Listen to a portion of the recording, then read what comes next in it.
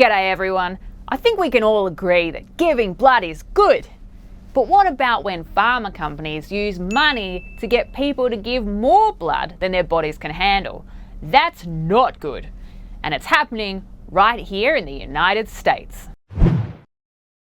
Now, when I talk about blood, what I mean is blood plasma, an essential part of many life-saving treatments for things like blood loss, haemophilia, burns, and cancer. Millions of people around the world donate their blood plasma to those who need it. Thanks, nice people! But donating too much plasma can be extremely harmful. That's why most countries ban giving plasma more than once every 2 weeks, because they, care about their donors. But here in the US, big pharma companies have been making laws allowing people to donate a lot more frequently. Dangerously frequently. Up to 2 plasma donations a week, every week. Hey, if people want to donate their sweet blood, who are we to stand in their way? Oh, except we're actually giving them cash money for their sweet blood. So technically it's not donating, they're selling their blood. But that doesn't blur the lines of medical ethics or anything. In most countries, donating plasma is a true blue donation. You don't get paid, and the centres are often run by charities, like the Red Cross. But in the US, the home of capitalism, plasma has become a $20 billion industry. That's why medical companies have started paying people for their sweet blood. And these for-profit medical companies are asking people to donate 4 times more than the World Health Organization considers safe.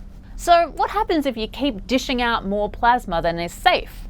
Well, according to a volume of scientific research, extreme weight loss, debilitating fatigue, passing out, including passing out while driving, as well as severe pain, loss of muscle control, and severe dehydration. Now, here seems to be as good a time as any to state this fun fact. 80% of plasma donation centres are collected in impoverished neighbourhoods. And what makes this practice even more predatory is that the side effects of donating are often compounded by poor nutrition and a lack of medical care, issues that come hand in hand with poverty. But this story gets even worse because many donors don't even know they're at risk because they're being lied to. The literature provided by US centres ubiquitously states that donating plasma is safe and the side effects are limited to mild faintness and bruising, with some brochures adding, other possible side effects will be explained by your medical staff. And just when you thought this story couldn't get even worse, here's another fun fact.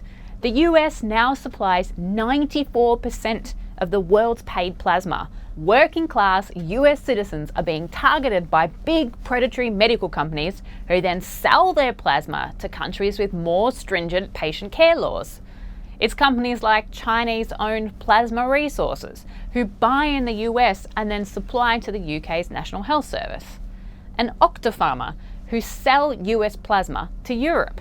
So basically, medical companies have built a pool of poverty-stricken human victims who were sucked for their sweet blood and tossed aside when they've been bled dry.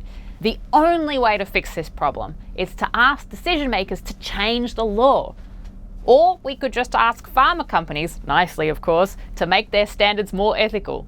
That'd be pretty effective, don't you think? Let us know in the comments below. Hi everyone, I'm Jade Lovell, resident science nerd on the Young Turks Network. You're watching SciQ and we know you don't want to miss an episode, so please click the subscribe button down below.